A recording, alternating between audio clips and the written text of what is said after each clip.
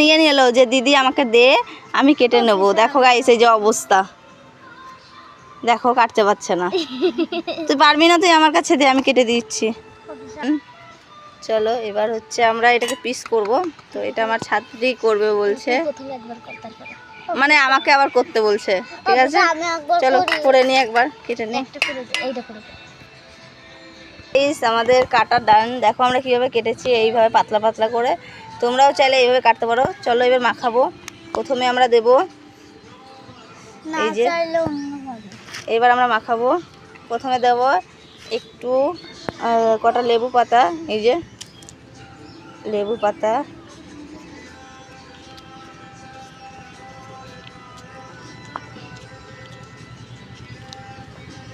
এই যে লেবু পাতা দিয়ে দিচ্ছি। এই যে এরপর দেবো গাছের লঙ্কা, এই যে কাঁচা লঙ্কা। তো দুটো দেবো যেহেতু ছোট বাচ্চারা খাবে। তো দেখো ওদের লাল বেরিয়ে যাচ্ছে, জাস্ট গন্ধ শুকে ওদের অবস্থা খারাপ। চলো লবণ দিয়ে দিই, এই যে লবণ দিয়ে দিই।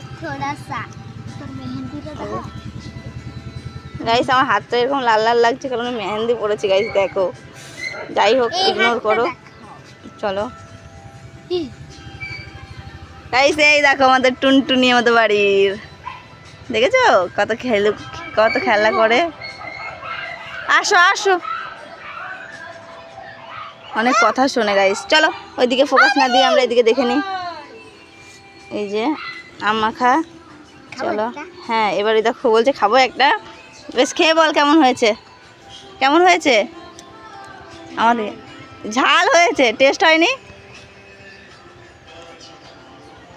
ঝাল কত মানে ঝাল হয়েছে, হ্যাঁ প্রচুর। কই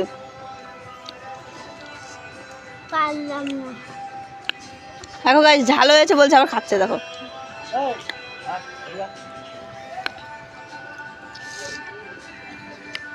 কেমন হয়েছে বল, ভালো হয়েছে। ভালো বলেছে, ভালো হয়েছে মানে ঝালটা একটু বেশি। গাইস দুটো শুকনো কাঁচা লঙ্কা দিয়েছে আর ওরা বলছে খুব ঝাল হয়েছে। মা খেয়ে দেখবে, মা আগে থেকে স্যারেন্ডার, কারণ আমরা মাখিয়েছি, মার হাতে একটু ইয়ে লাগছে।